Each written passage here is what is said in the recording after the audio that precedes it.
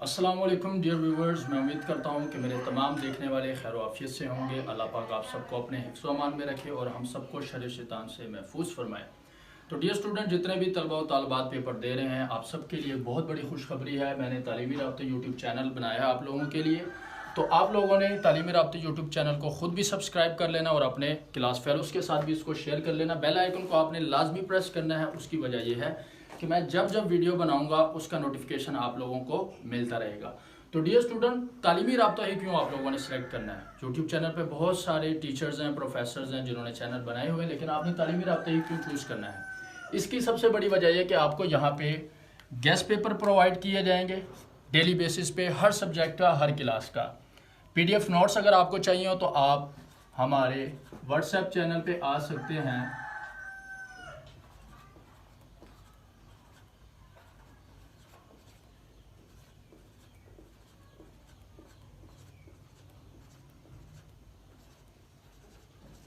अगर आप लोगों को PDF नोट्स या PDF गैस या पेपर स्कीम से related paper presentation skills return form में चाहिए हो तो आप लोगों इन दोनों व्हाट्सएप नंबर में से किसी भी एक व्हाट्सएप पे मैसेज करके ये चीज़ें PDF फॉर्म में ले सकते हैं।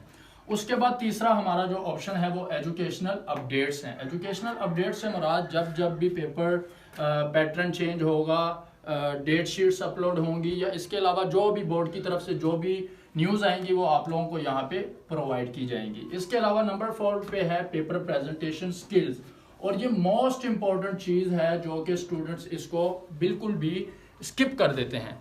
इसको स्किप करने की वजह से आप ये समझ लें कि आपके 50% मार्क्स जो हैं वो कम हो जाते हैं। हमें पेपर प्रेजेंटेशन का नहीं पता होता कि हमने पेपर को कैसे प्रेजेंट करना है, कैसे लिखना है, ये सारी चीज़ें हम स्किप कर देते हैं। बस हमारी कोशिश होती है कि हम जल्द अज जल्द पेपर को वाइंड अप करें, और 2.5 घंटे का आपका पेपर होता है, ठीक है।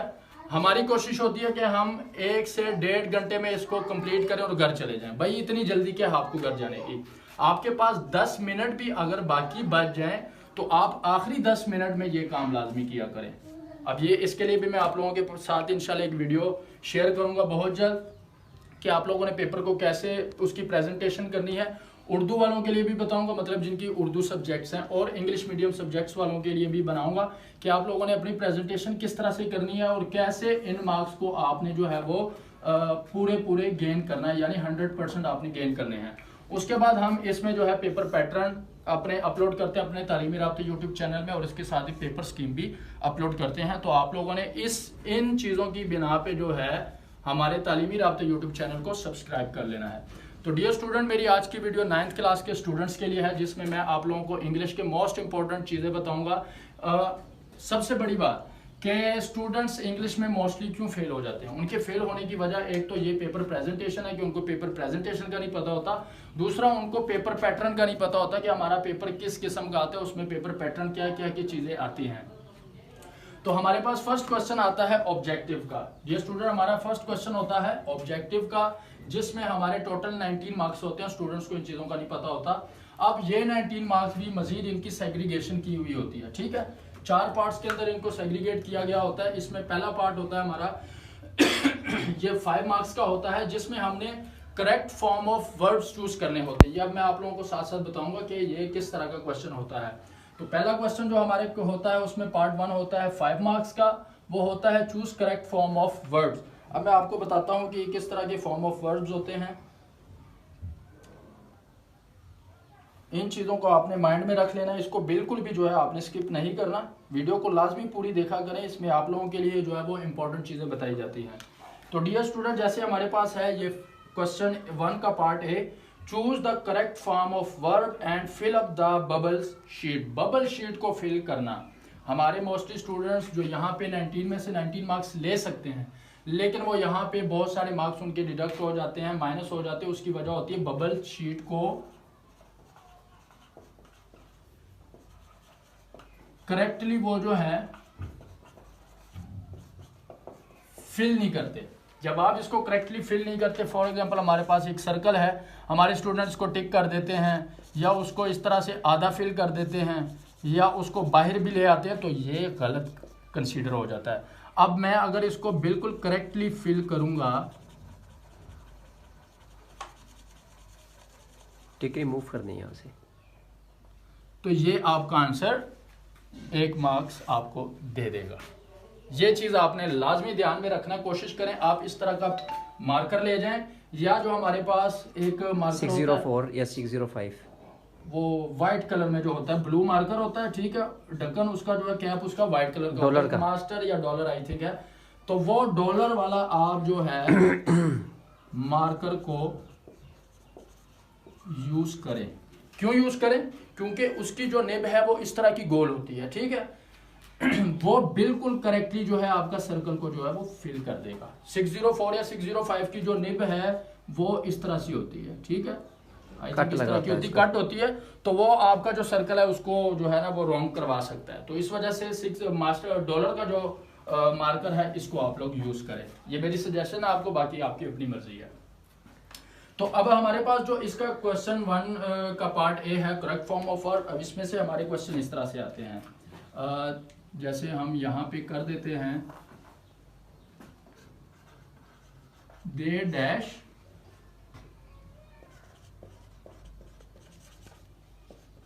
पास द एग्जामिनेशन या एग्जाम्स, जो भी कर लो, have been। तो यहां पे अब आपका ऑप्शंस हैं हैव, हैज,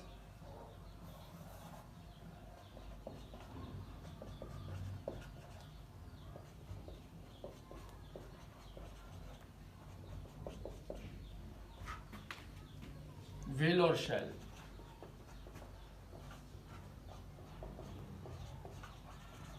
तो डियर स्टूडेंट, हैव, ये अब आपके पास, मैंने अभी आपको बताया कि आपका पहले क्वेश्चन का जो पार्ट 1 होता है वो है choose correct form of verbs, यानी आपने correct form of verb choose करना है। तो करेक्ट, इसमें से आप भी मुझे बता तो सकते सर हैं। काइंडली आप ये भी थोड़ा सा इनको बता दें कि ये करेक्ट फॉर्म ऑफ वर्ब कहाँ से आते हैं, मतलब कि इनको टेंसेस क्लियर करने चाहिए। जाहिर बात है, इनको टेंसेस क्लियर करने चाहिए अपने, ठीक है। मैं आप लोगों के साथ एक टिकटॉक का अकाउंट भी शेयर करूंगा, इंडियन लड़का बहुत अच्छे से वो गाइड करता है, ठीक है। मैं सर अरसलान से भी कहूंगा कि वो भी आपके साथ शेयर कर लें, या वो खुद माशाल्लाह से उनके भी टेंसेस बहुत अच्छे हैं, मुझसे भी ज़्यादा अच्छे हैं, ठीक है। तो मैं उनसे कहूँगा कि वो आप लोगों के लिए जो है वो टेंसेस की एक क्लास लाजमी जो है वो डिलीवर करें, आप लोगों के साथ टेंसेस करें, डायरेक्ट इनडायरेक्ट करें, एक्टिव पैसिव वॉइसेस करें आपके साथ। तो मैं उनसे रिक्वेस्ट करूंगा कि वो आपके साथ कर लें। अच्छा, तो डियर स्टूडेंट, ये हमारे पास ऑप्शन है, ठीक है। तो यहाँ पे आपका करेक्ट आंसर ये है, ठीक है। अब पेपर में आपने ऐसा नहीं करना, ठीक है। आपके पास बबल शीट होगी, वहां पे इस तरह से सॉरी ये नहीं, सर्कल एक बना लेना, सर्कल होंगे इस तरह से, ठीक है। 4 सर्कल होंगे, ABC ऑप्शन होगा उनके साथ। तो अब आपका इसका ऑप्शन 1 है या ए होगा, यहाँ पे हम ए कर देते हैं क्योंकि बबल शीट पे ABCD लिखा होता है। तो इसका आंसर चूंकि ए है तो हम इसको फिलअप कर लेंगे, इसको ऊपर टिक का निशान मार्क नहीं करना, ठीक है, ठीक है। सिर्फ उस बबल को आपने फिल करना है, इसके अलावा कुछ भी और नहीं करना। उसको ना टिक करना है, ना डॉट लगाना है, ना खाली छोड़ना है, ना बाहर की तरफ फिल करना है। मैंने पहले ही बता दिया, अगर इस तरह का कोई काम करेंगे तो आपका आंसर, बेशक आपको पता था मेरा ठीक है, मैंने सही लगाया, लेकिन ये काम करने की वजह से आपका आंसर गलत कंसीडर कर दिया जाएगा। नेक्स्ट हमारे पास ये आपके 5 होंगे, ठीक है। आपने 5 के 5 जो है वो इस तरह के टेंसेज आपने क्लियर करने हैं, तो उसी में से आएंगे आप 5 नंबर। ये आप 19 के 19 मार्क्स इजीली गेन कर सकते हैं अगर आपको ये चीज़ों का पता हो। नेक्स्ट हमारा जो क्वेश्चन नंबर 1 का पार्ट बी है, उसमें होता है चूज करेक्ट स्पेलिंग्स, ठीक है। आपको 4 ऑप्शन दिए हुए होते हैं, उसमें से आपने जो आपको ऑप्शन सही लगे कि इसके ऑप्शन ये बिल्कुल करेक्ट हैं, आपने उसको चूज कर लेना, ठीक है। लाइक जैसे कि हम कह दें इम्पोर्टेड, इम्पोर्टेड एक वर्ड है, यहाँ पर आप लिख दें बच्चों के लिए, तो इसमें से जो है वो हमें कैसे आइडिया होगा कि ये इसके एक्यूरेट स्पेलिंग है। इम्पोर्टेड, इम्पोर्टेड लिख दें, एक इम्पोर्टेड ई से कर दें एक, फिलहाल ये ठीक है। अब आपको पता होना चाहिए कि इम्पोर्टेड कौन सा लफ्ज है, सही स्पेलिंग किसके हैं, करेक्ट कौन सा है, उसको आपने चूज कर लेना है। जिस बच्चे के स्पेलिंग मिस्टेक होगी उसका जो है अपना ये बबल शीट में आंसर रॉन्ग कंसीडर किया जाएगा, ठीक है। तो इसके लिए आपकी जो स्पेलिंग है वो एक्यूरेट होने चाहिए, क्योंकि काफ़ी स्टूडेंट जो होते हैं उनको पता ही नहीं होता कि इसके स्पेलिंग क्या है क्या नहीं है। जैसे कि नाउ जो वर्ड है वो 2 तरह से यूज़ होता है। माशाल्लाह से बच्चे जो हैं वो अक्सर मैसेजेस कर देते हैं NOW नाउ, हालांकि उनको करना होता है KNOW नाउ, यानी कि मैं जानता हूँ, ठीक है। तो ये लाजमी आप लोग देखा करें। अब ये देखें, ये सर ने आप लोगों के सामने मेंशन कर दिया है imported, IMPORTED, correct word is imported, जो कि स्पेलिंग उसके आपके सामने मेंशन कर दिए गए हैं। तो आंसर इसका ऑप्शन ए है, ठीक है डियर स्टूडेंट। देन हमारे पास क्वेश्चन 1, ये भी क्वेश्चन 1 चल रहा है, ठीक है। ऑब्जेक्टिव एमसीक्यूज का जो क्वेश्चन 1 होता है उसके 4 मैंने आगे ऑलरेडी बता चुका हूँ, इसकी सेग्रीगेशन की होती है मार्क्स के लिहाज से और क्वेश्चंस के लिहाज से। तो थर्ड हमारा जो ऑप्शन है वो चूज करेक्ट मीनिंग है, यानी यहाँ पे आप इसको सिनोनिम और एंटोनियम की फॉर्म में ले सकते हैं, ठीक है। आपको एक वर्ड दिया गया होगा, अब अगर वहां पे उसने लिखा है कि सिमिलर मीनिंग लेने हैं, सिमिलर मीनिंग, ठीक है, तो आप सिनोनिम लेंगे। अगर वो कहे ऑपोजिट वर्ड तो उसका मतलब होगा एंटोनियम आपने ले लिया, ठीक है। क्वेश्चन को आपने पढ़ना है अच्छे से। माशाल्लाह से हमारे स्टूडेंट बहुत अच्छे बच्चे हैं, उनको ये नहीं पता कि सिनोनिम क्या होते हैं और एंटोनिम क्या होते हैं। उर्दू में थोड़ा सा बता दें सर। आप अल्फाज मुतरादिफ और अल्फाज मुतरादिफ, ठीक है। मुतजाद ये होता है जिसको उलट कहते हैं, ठीक है, और ये मुतरादिफ होता है एक जैसा लफ्ज या एक जैसे अल्फाज के मायने बताने वाले, ठीक है। तो इसमें हमारे पास 5 ही क्वेश्चन होंगे, ये मैंने मार्क्स लिखे हुए हैं। 4 मार्क्स के ये होंगे करेक्ट स्पेलिंग वाला, 5 मार्क्स आपके जो है करेक्ट मीनिंग वाला होगा। इसकी भी एक एग्जांपल हम ले लेते हैं, इजी सा ले लेते हैं, जैसे ले ले सर आप, मैं जरा फ्री होके। ठीक है, ठीक है।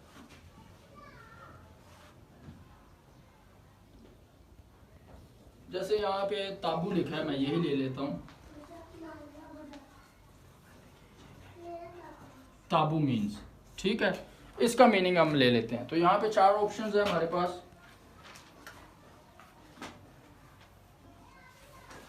Option A, B, C, D को रहने दे फिलहाल, ठीक है। यूजफुल,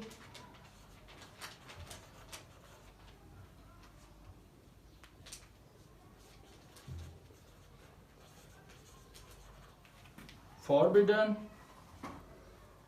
वीक और जेंटल, ठीक है। डी जेंटल ले लेते हैं, ठीक है डियर स्टूडेंट। तो अब आपने इसमें से, अब यहाँ पे मैं क्वेश्चन पहले सॉरी आपको पढ़ के बता देता हूँ कि क्वेश्चन क्या है, ठीक है। यहाँ क्वेश्चन लिखा हुआ है, choose the correct meaning of the underlined word, ठीक है, underlined word and fill up the bubble sheet. Choose the correct meaning. अब करेक्ट मीनिंग की बात कर रहा है वो, यानी ये सिनोनिम की बात कर रहा है, मुतरादिफ की बात कर रहा है कि उसका ये ताबू जो वर्ड है इसका आपने करेक्ट मीनिंग बताना है कि इसका करेक्ट मीनिंग कौन है। यानी जैसे मैं कहता हूँ मुर्गा, तो उसका करेक्ट मीनिंग क्या होगा, मुर्गी होगी वो, या जानवर कह लो उसको। तो इसका जो करेक्ट ऑप्शन है वो है फॉरबिडन, ठीक है डियर स्टूडेंट। ऑप्शन बी है इसका। मैं इंशाल्लाह आप लोगों के साथ, अगर आप लोगों को ये चीज़ें चाहिए होंगी, मैंने वहाँ पे आपको लोगों के साथ व्हाट्सएप नंबर मेंशन कर दिया हुआ है, आप लोग देख सकते हैं व्हाइट बोर्ड के ऊपर। तो अगर आपको ये PDF फॉर्म में चाहिए हो, मेरे पास पास्ट पेपर भी अवेलेबल है, ऑब्जेक्टिव के भी और सब्जेक्टिव पेपर के भी, ठीक है। सब्जेक्टिव पेपर का भी जैसा कि आपको पता है कि वो 56 मार्क्स का होता है, ठीक है। उसकी भी सेग्रीगेशन की हुई होती है कि क्या क्या कितने कितने मार्क्स का कौन कौन सा क्वेश्चन होगा, वो भी इंशाल्लाह आप लोगों के साथ बहुत जल्द शेयर कर दूंगा। लेकिन ये चीज़ें आप लोगों को ज़्यादा ज़रूरी थी समझाना, तो इस वजह से मैंने ट्राई की है कि आप लोगों को पहले ये चीज़ें समझा दूं, उसके बाद फिर उस तरफ जाएंगे हम इंशाल्लाह। अगर आप लोगों को इसके पास पेपर चाहिए हो या गेस्ट पेपर चाहिए हो, जैसा कि मैं ऑलरेडी बता चुका हूँ कि गेस्ट पेपर भी अवेलेबल है 2024 के, ठीक है। 2024 के गेस्ट पेपर हमारे पास अवेलेबल है इंशाल्लाह। इन्हीं गेस्ट पेपर में से आपके 85% टू 90% इंशाल्लाह आप मैट्रिक वाले स्टूडेंट जिनको आप जानते हैं, जिन्होंने हमसे गेस्ट पेपर लिए हैं, आप उनसे भी पूछ सकते हैं कि उनकी इतनी परसेंटेज के क्वेश्चन हमारे गेस्ट पेपर में से रिपीट हुए, उनके फाइनल एग्जाम्स में आए हैं।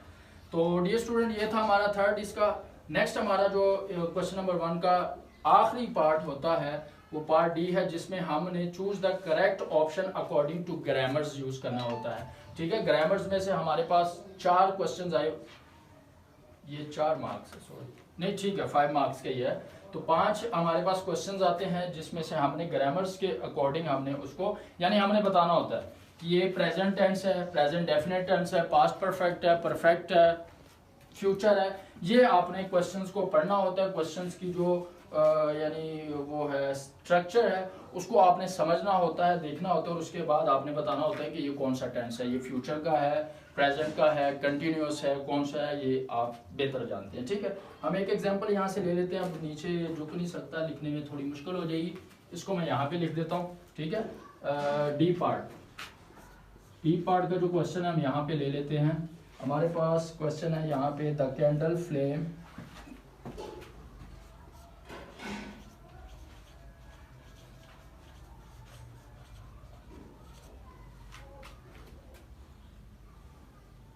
डैश इन द डार्क, यानी जो मोमबत्ती है उसकी शुआएं, यानी उसकी जो आग निकल रही होती है वो डैश करती है इन द डार्क, यानी वो तारीकी में, अंधेरे में कैंडल, मोमबत्ती की जो आग है या उसका जो शोला है वो डैश करता है। तो ये अब आपने बताना है। यहाँ पे हमारे पास ऑप्शंस हैं, ए ऑप्शन,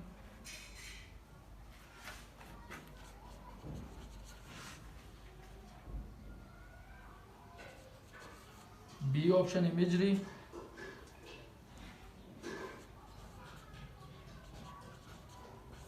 पर्सनिफिकेशन। ठीक है, तो ये तीन ऑप्शन है, इसका करेक्ट ऑप्शन आपका ये है। तो सॉरी, ये मैं थोड़ा सा गलत कर गया हूँ शायद, नहीं ठीक है, इसी क्वेश्चन के मैंने ऑप्शन लिखे, मुझे लगा शायद मैंने ऑप्शन आगे पीछे कर दिए।